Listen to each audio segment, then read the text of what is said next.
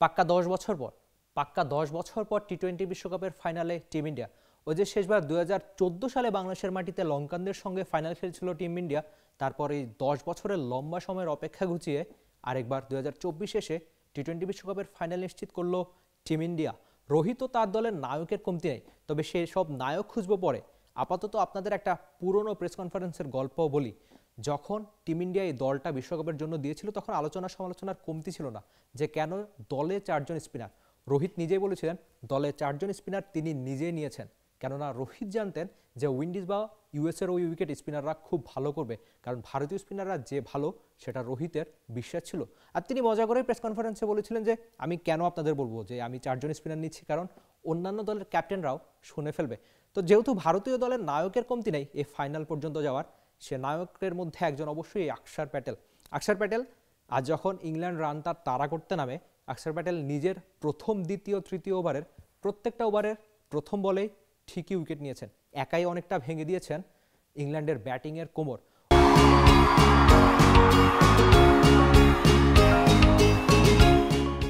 ওই যে আজ যখন টিম ইন্ডিয়া আগে ব্যাটিং করে তখন ইংল্যান্ডের পেসাররা 12 ওভারে রান দিয়েছিল 120, মানে পাক্কা 10 ইকোনমিতে, আর সেখানে স্পিনাররা খুব ভালো বল করেছিল।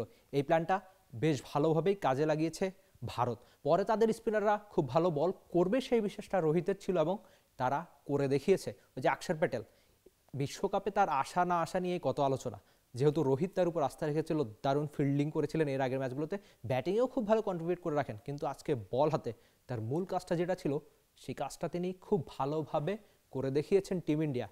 ওই যে যেটা বলছিলাম, ইংল্যান্ড ব্যাটিংয়ের কোমরটা ভেঙে দেওয়া, এত লম্বা ব্যাটিং লাইন আপ, ইংল্যান্ডের ব্যাটারের তো আর কমতি নেই।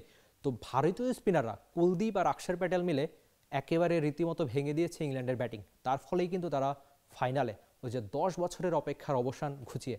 আরেকটা ব্যাপার হচ্ছে নকআউট ম্যাচে টি-20 বিশ্বকাপে 8 বছর, মানে 2016 সালে শেষবার, তারপর 2024 এসে একটা উইকেটে দেখা পেয়েছে ভারতীয় বোলাররা। মাঝের এই সময়টাতে খুব বেশি নকআউট ম্যাচ তারা খেলতেও পারেনি ঠিকই, তবে ওই যে অক্ষর প্যাটেল কিংবা কুলদীপের দারুণ বোলিংয়ে ঠিকই তারা ফাইনালটা নিশ্চিত করেছে।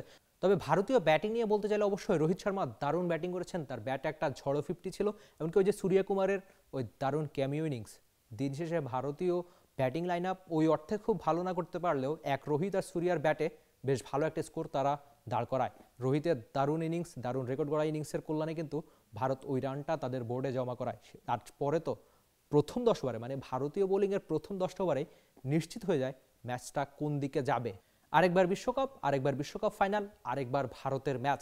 ওই যে শেষবার 2007 সালে টি-20 বিশ্বকাপ জিতেছিল, তারপর কিন্তু আর কখনো টি-20 বিশ্বকাপের ট্রফিটা ভারত তাদের দেশে নিয়ে যেতে পারেনি। এবার কি পারবে উইন্ডিজ থেকে তাদের বিশ্বকাপ ট্রফিটা দেশে নিয়ে ফিরতে? For more updates, subscribe to our YouTube channel and click on the bell icon. Follow us on Facebook and Instagram. Download T-Sports app to enjoy exciting games and highlights. Visit tsports.com.